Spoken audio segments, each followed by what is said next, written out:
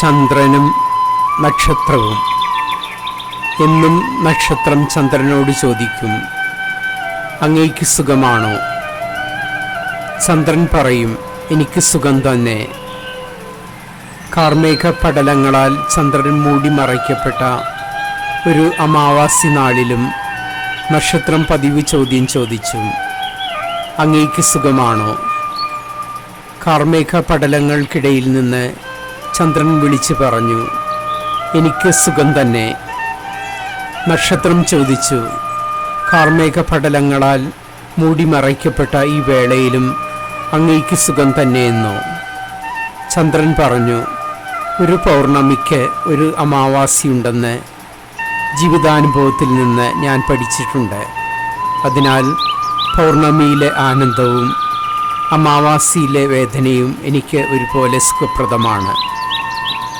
ഗുണപാഠം: സന്തോഷത്തിലും ദുഃഖത്തിലും ഒരുപോലെ പിടിച്ചു നിൽക്കുന്നവനാണ് യഥാർത്ഥ ജ്ഞാനി.